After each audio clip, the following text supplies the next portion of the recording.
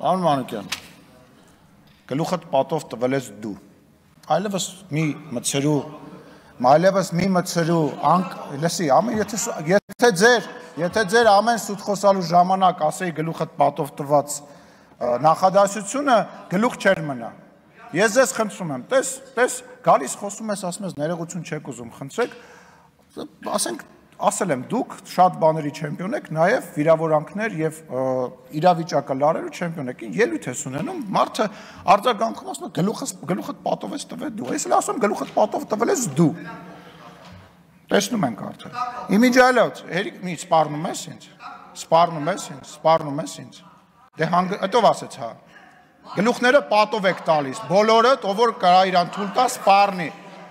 ով կարա սպառնա, գլուխը պատով ա տալի, լավ հանգստացի թող խոսենք, 20 րոպե առանց էլ վարկյաններն էինք հաշվում, որ վերջը, Տիկին Կյուրեղան, չեմ լսում ձեզ ու փառքաստիճո, ուրեմն հանգստացեք, առանց էլ այդ 20 րոպեանոց ելույթը վարկյաններն էինք հաշվում, երբ ավարտվելու, որովհետև,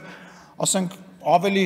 հեռուստատեսության և ռադիոյի մասին ենք խոսում, այտենց ելույթներով այտենց ծրագրեր ես անում, ոչ մեկ չի նայում, ոչ մեկ չի կարողանում գովաց ծախի դնի այդ ծրագրերի մեջ, որտեղ ոչ մեկ չի նայելու։ Կարամ տրուսիկով չի, բայց կարամ նկարը ուղարկեմ նայես տեսնես, որ մի գնա է, ուր ես գնում, բայց ես նորմալ փող եմ աշխատել, ձերպես փող չեմ աշխատել, արին ես տե մի գնա, վախեցար, հետ արի, եղբայր, հետ արի, հետ եկեք, 20 րոպե կյանքները կերար բոլորիս, խնդրում եմ նստի լսի, խնդրում եմ նստի լսի էլի, կլսես չէ հետո, շնորհակալ եմ, եղավ, շարունակեմ, այդ 20 րոպեանոց ելույթը մի քանի բան կար, որ մեջը տպավորվեց, այդ մեկը, որ վիրավորանք հնչեցրեցիր, մյուսը էտեն էր, որ մեկ էլ պահի տակ ասում էր պատկերացրեք ու նկարագրում էր այն իրավիճակը, երբ որ կար առաջին հանրապետության ժամանակ, փորձելով դրանով արդարացնել կամ ինչ-որ ձևով նկարագրել այն իրավիճակը, որը որ բերեց նրան, որ առաջին հանրապետությունը վերացավ։ Հիմա դուք պատկերացրեք մի իրավիճակ, երբ որ 30 տարվա գաղջից հետո, մարդկանց ծեծելով սպանելուց հետո, մարդկանց թալանելուց հետո, ընտրություններ կեղծելուց հետո, մարտի 1 հոկտեմբերի 27 անելով այս դահլիճում մարդկանց գնդակահարից հետո Հայաստանի Հանրապետության քաղաքացին մի օր դուրս է գալիս եւ կոալիցիոն դաշնակցությանը հանրապետականին ասենց ճանապարհում է եւ պրծնում է այդ բանը մղձավանջից վերջանում է այդ մղձավանջը նոր եկած իշխանությունն է եւ ընդամենը մի տարի հետո սկսում է համաճարակ համաշխարհային համաճարակի ընթացքում Թուրքիան եւ Ադրբեջանը, որոնք իրար հետ մոտավորապես 110 միլիոն են կազմում, ել չեմ ավելացնում Պակիստան երկիրը, որը որ նույնպես աջակցում էր, հարձակվում է Հայաստանի Հանրապետության եւ Հայաստանի քաղաքացիների, ինչպես նաեւ Ղարաբաղի վրա հարձակվում է։ Այդ ընթացքում ներսում զինվորականները, որոնք որ փառահեղ տենց գովաբանված էին վերջին 30 տարվա ընթացքում, սկսում են սուտ տեղեկություններ պատմել ռազմաճակատում տեղի ունեցած իրավիճակի ժամանակ։ 5 տարբեր տեղեկություն են հայտնում, մեկը մի բան ասում, մյուսը մի բան ասում։ Այս նոր իշխանությունը բնական է տենց ընտրված, առաջին անգամ ընտրված իշխանությունը փորձում է ինչ-որ ձևով իրավիճակը փրկի, որովհետև դե պարզ է ինչի համար փորձում է փրկի, այդ ընթացքում ներսում, պետության ներսում գործի է դրվում 5-րդ շարասյունը։ Ազգային եւ բանը տենց հայրենասիրական լոզունգների տակ ներսից սկսում են պետությունը քանդել եւ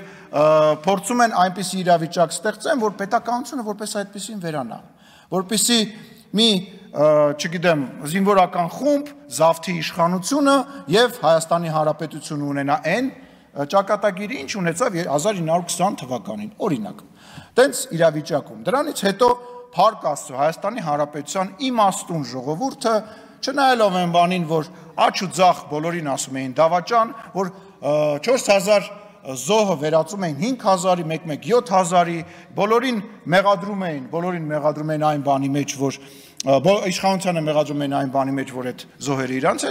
իրանց հետ է կապված եւ իրենց մեղավորությունը, այնուամենայնիվ Հայաստանի Հանրապետության քաղաքացին գնում է ասում է, չէ եղբայր, ես շատ լավ գիտեմ ում պատճառով է եղել այս պատերազմը։ Ես շատ լավ գիտեմ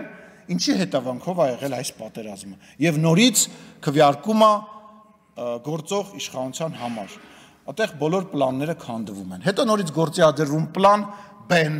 դա Հայաստանի Հանրապետությանը ներքաշել պատերազմի մեջ որպեսզի պատերազմը արդեն բերել Հայաստանի Հանրապետության տարածք բերել խաղաղապահնել այդ բանի ֆոնի վրա փոխել Հայաստանի Հանրապետությունում իշխանություն եւ իշխանության բերել մարիոնետային մի իշխանություն, որը որ անցյալի պես կպարի ուրիշի դուդուկի տակ եւ փառք Աստծո դա նույնպես չի ստացվում հիմա ինչա կատարվում հիմա կատարվում է հետեւյալը այդ 5-րդ շարասյունը շարունակում է գործել այն գործում է նաեւ ազգային ժողովում այն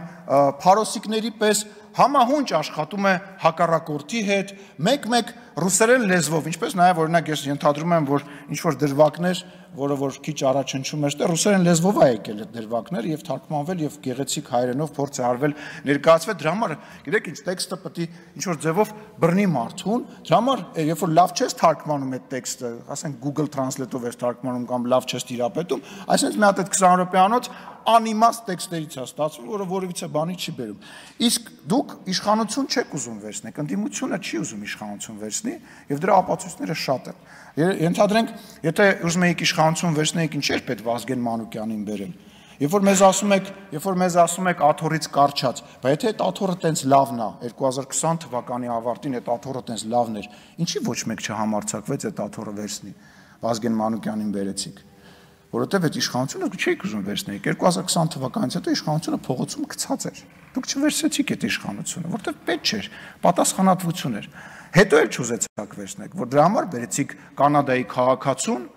որպեսզի իշխանություն չվերցնեք դուք չեք ուզում իշխանություն վերցնեք առնվազն միջև այս պահը դուք չէիք կարողանում ու չէիք ուզում վերցնեք որովհետև պատասխանատվություն է բայց հետո ինչ եք անելու կանգնելու եք ասեք նախկիններն են մեղավոր, մենք մարդիկ չեն հավատալու, որ մենք ենք մեղավոր, որտեղ մասնակից են եղել այդ ամեն ինչին եւ քվեարկել են։ Դուք իշխանություն չեք ուզում վերցնեք նաեւ հիմա։ Չեք ուզում։ Ձեր նպատակը հաջորդ ազգային ժողովում հայտնվելն է։ Այդ ելույթները, որ գալիս եք 4 տարի, 5 տարի այդ նույն բանը ասում եք։ Ինձ ձեզ թվում է, բացի ձեր կողքի շրջապատում հավաքվածները ինչ որ մարդ ավելանվել է, այն մարդը, որը որ մեզ ընտրել է եւ ինչ որ բանի հետ կապված միգուցե վաղը մեզ չի ընտրելու, ձեզ չի ընտրելու, գնալու է երրորդ մեկին ընտրի, բայց ձեզ չի ընտրելու։ Նենց որ այդ որսը դադարեցրեք, դուք իրականում տուպիկի մեջ եք եւ այդ տուպիկը այտենց քաղաքական լուրջ տուպիկ է։ Այն նույն բաները, այն նույն, այսպես ասած, քաղաքական վերլուծաբանները, որոնք որ հիմա հայտնվել են ինտերնետում, ոդքասթներ են անում, հարցազրույցներ են տալի, դրա իմաստը ո՞րն է։ Հաջորդ ցուցակներում հայտնվել է։ Ես լավն եմ, դենց ելույթ եմ ունեցել,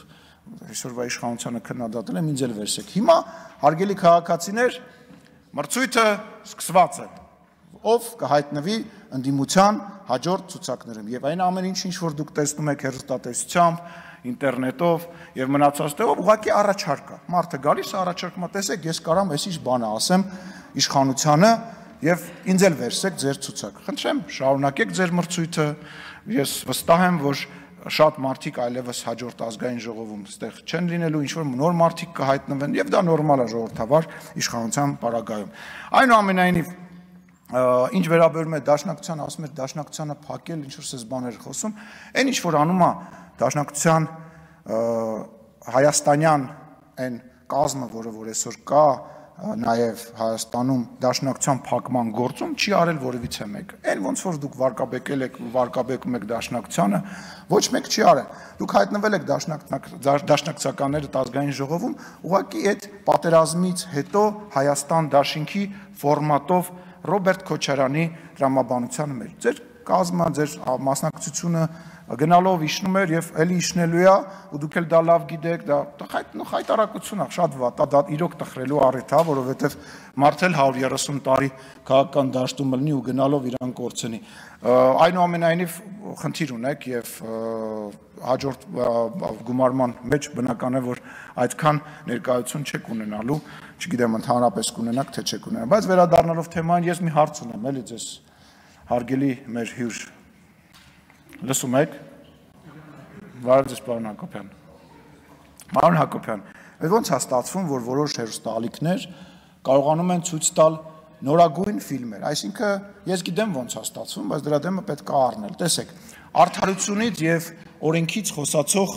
մեր լրատվամիջոցների, այսպես ասած, սեփականատերը լրատվամիջոցները ինչ են անում։ Վերցնում են նոր ֆիլմ, ենթադրենք 100 տարվա մենություն ֆիլմը, որը որ 2025 թվականի ֆիլմ է,